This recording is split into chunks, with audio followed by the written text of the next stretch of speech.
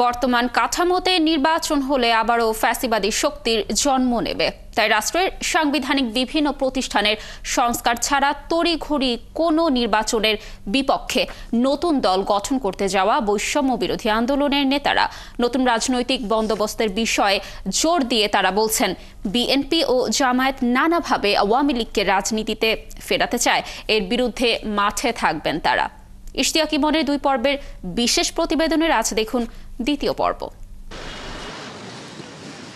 সংবিধান সংস্কারে কাজ করছে ডক্টর আলী রিয়াজের নেতৃত্বাধীন কমিশন। এরই মধ্যে বিভিন্ন রাজনৈতিক দল ও অংশীজনের সাথে বৈঠক করে কমিশন তাদের মতামত নিচ্ছে। সংবিধান সংস্কারে কমিশনের কাছে 69 দফা প্রস্তাব দিয়েছে জাতীয় নাগরিক কমিটিও। নতুন সংবিধান প্রণয়ন সহ অনেক কিছুরই সংস্কার চাইছে সরকার ঘনিষ্ঠ এই সংগঠন। দেশের সার্বিক পরিস্থিতিতে দ্রুত নির্বাচনী রোডম্যাপের দাবি জানাচ্ছে বিএনপি ও সমমনা দলগুলো। আর নতুন দল গঠনের পথে আছে বৈষম্য বিরোধী আন্দোলনের নেতারা। তাদের দাবি তড়িঘড়ি করে কোনো নির্বাচন নয়, বরং সংস্কারের মধ্য দিয়েই আগে ফ্যাসিবাদী ব্যবস্থার বিলোপ, তারপরই নির্বাচন। বিএনপি অথবা অন্যান্য রাজনৈতিক দল যে ইলেকশনের জন্য যে প্রসেসটা ক্রিয়েট করতে চাচ্ছে, সেটাতে আমরা স্পষ্টত একটা হলো বিভ্রান্তি দেখতে পাচ্ছি। যখন এই ইলেকশনের প্রসেসটা কোনো সংস্কার প্রক্রিয়ার মধ্যে দিয়ে তারা সেই শেখ হাসিনা অথবা ফ্যাসিস্ট রিজিমের যে পাতানো নির্বাচনের খেলায় কিন্তু সেই প্রসেসে তারা হাঁটছে।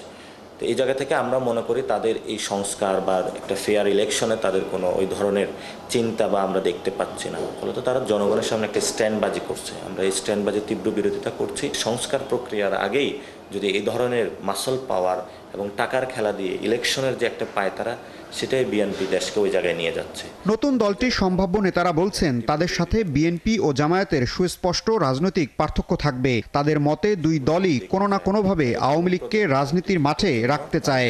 মুজিববাদী যে শক্তিটা বাংলাদেশে এখনো বিরাজমান রয়েছে, সেটার সাথে স্পষ্টত বিএনপিকে আঘাত করতে দেখতে পাচ্ছি এবং জামায়াতে এখানে অনেক বিষয় আঘাত করছে। কোর্ট এবং জাস্টিসের বিচার প্রক্রিয়ার মধ্যে দিয়ে সে যখন এই দলকে লায়াবল কোন জায়গাটা করে সেই প্রক্রিয়ার মধ্যে যেতে হবে। এটা নট অনলি ছাত্রলীগের যেভাবে আপনি নিষিদ্ধ করেছেন হুট করে, এটা না।